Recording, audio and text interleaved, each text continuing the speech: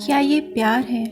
कई बार कुछ लोगों को देखकर मेरे मन में ये विचार आ ही जाता है और मैं सोचने को मजबूर हो जाती हूँ कि क्या यही प्यार है। सोचती हूँ कि दुनिया कितनी सिमट गई है। लोगों को आजकल फेसबुक पे प्यार हो रहा है। एक तरफ दूरियाँ कम हो रही हैं तो दूसरी तरफ बढ़ती नज़दीकियाँ भी मुश्किलें खड़ी कर रही हैं। अब लोग इंटरनेट पे मिलते हैं, मैसेज से बात करते हैं, दोस्ती होती है, फिर दोस्ती इतनी ज़्यादा बढ़ जाती है कि उसे प्यार का नाम मिल जाता है। फिर वही भावनाएं, साथ निभाने की कस्में, फिर कस्मों का टूटना और फिर क्या। रिश्ता जब बिना किसी आधार के जोड़ता है तो वो उसी तरह खत्म भी हो जाता है। और अगर कोई सोच समझकर बस आपके जज्बातों से खेलना ही चाहता हो तो ये सब और भी आसान हो जाता है। पहले हाय हेलो हुआ, फिर हाल चाल, फिर पसंद नापसंद, फिर ये फिर वो, देखो खा लेना, खाना खा लेना, मैं भूखा हूँ, ये वो। मतलब पहले किसी से थोड़ी सी जान पहचान हुई, फिर उसकी पसंद नापसंद को समझा और फिर शुरू दिल जीतने की योग की जाने वाली बहुत बड़ी बड़ी बातें।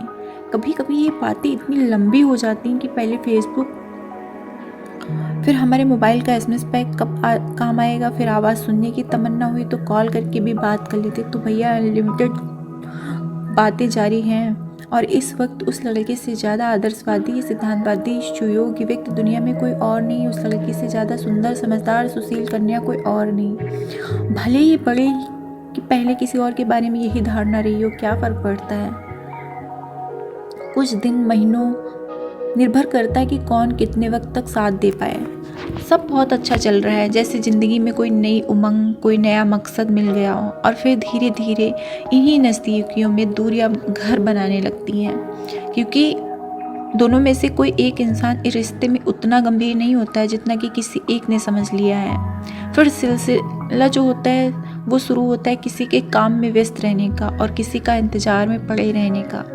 कोई एक है जो बात करना नहीं चाहता, दूसरा बात के बिना रहना नहीं चाहता।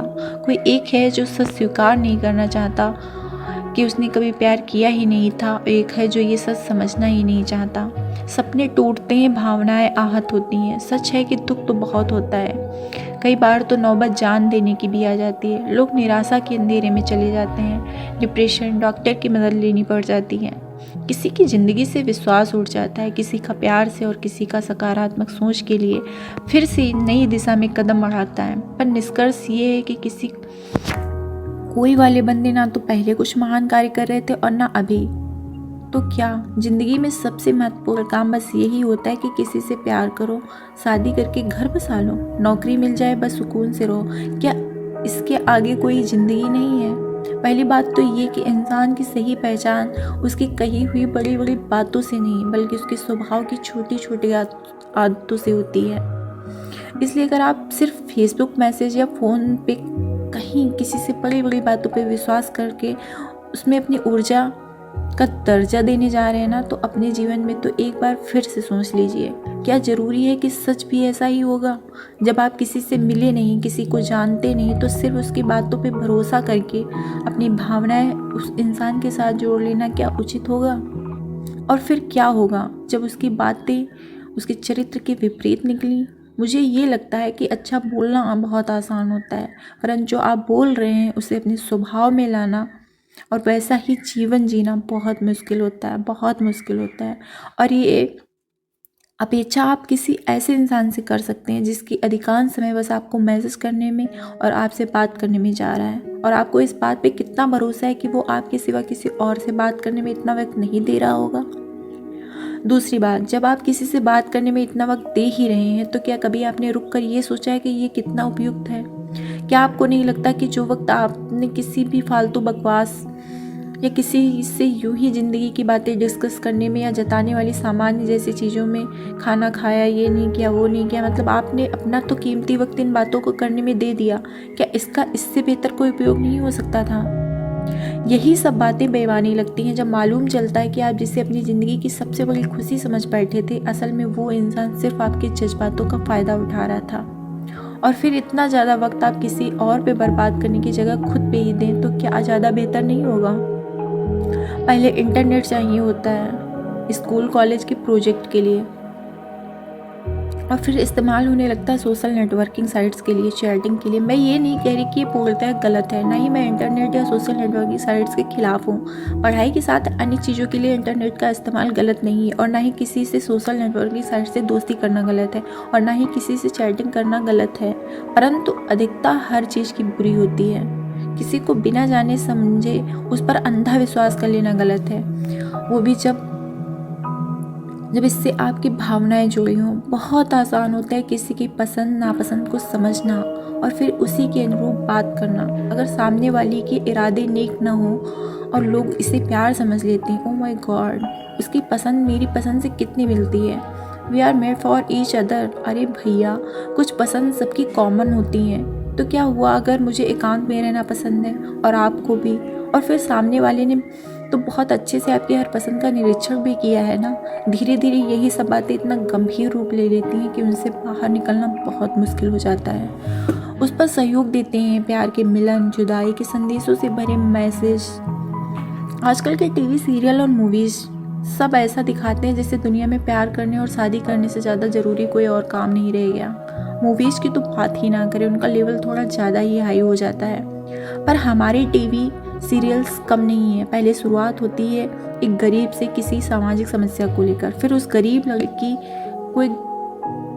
लड़की से प्यार होगा, किसी अमीर लड़की से प्यार में कठिनाइयाँ, शादी में रुकावटें, और फिर अंत में प्यार की जीत। हो गई शादी, लड़का लड़की दोनों अमीर, समस्या समाप्त। अरे भैया, थोड़ा ब्रेक लो। आखिर ये अमीर लोग काम क्या करते हैं? हमेशा तो घर में रहते हैं या सीरियल्स की नायक नायिका के साथ। फिर अगला प्रश्न, एक अमीर घर में शादी करके सिर्फ एक व्यक्ति की समस्या का ही तो समाधान हुआ, और बाकी के लोगों को क्या हुआ जो सामाजिक समस्याएं झेल रहे हों? सब कुछ बहुत अच्छा लगता है जब तक यथार्थ के धरातल पर ना रखा जाए। कितने ही लोग ऐसे होते हैं कि कॉलेज के समय या कभी किसी से प्यार करते हैं, और उस वक्त उनका प्यार उसी एक इंसान के लिए सच्चा होता है। उसके लिए करवा चौथ भी रह लेंगे, और फिर पता चलता है कि शादी तो किसी और से की। अब मुझे ये बताएं कि पहले वाला प्यार सच्चा था या शादी के बाद वाला? पहले किसी के लिए करवा चौथ किया, अब किसी और के लिए। इतना आसान भी नहीं होता जीवन में किसी एक की जगह किसी दूसरे को दे देना, और वो तब जबकि वो एक आपके लिए बहुत महत्वपूर्ण रहा हो। कुछ लोग तो और भी ज़्यादा होशियार होते हैं, वो दोस्ती ही करते हैं अपना कोई स्वार्थ सिद्ध करने के लिए, और काम पूरा होने के बाद टाटा बाय बाय। जैसे कि कॉलेज में कोई पढ़ने में बहुत अच्छा हुआ तो प्यार कर लो, एग्ज़ाम में अच्छे नंबर मिलना थोड़ा आसान है, फिर कॉलेज ख़त्म हो तो प्यार भी ख़त्म।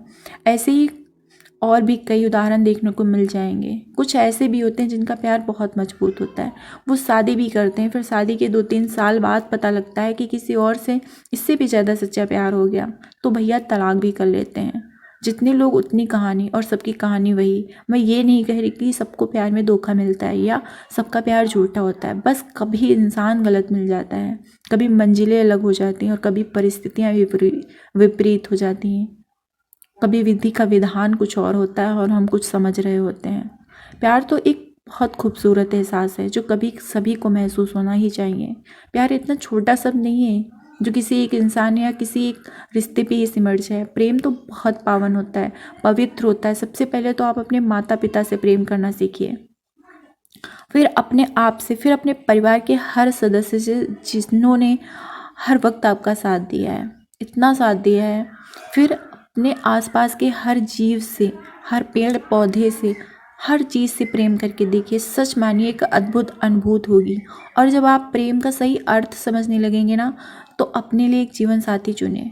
चाहे पहले प्रेम करें फिर जीवन भर साथ निभाएं, या पहले जीवन भर साथ निभाने की कस्में खा लें फिर प्रेम करें।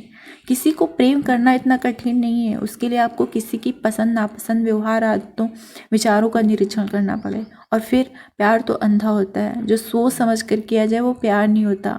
प्यार तो वो एहसास है जिसमें आप किसी को भी अपनी हर चीज़ देकर भी अफसोस नहीं करते, क्योंकि प्यार लेना तो जानता ही नहीं, वो सिर्फ देना जानता है। प्यार वो भावना है जो लोगों को एक दूसरे की परवाह करना सिखाती है, एक दूसरे को सम्मान देना सिखाता है। और सबसे बड़ी बात कि प्यार में इंसान के लिए अपनी खुशी से ज़्यादा अहमियत दूसरे की खुशी की होती है। अगर आपको मेरा वीडियो अच्छा लगा है तो प्लीज़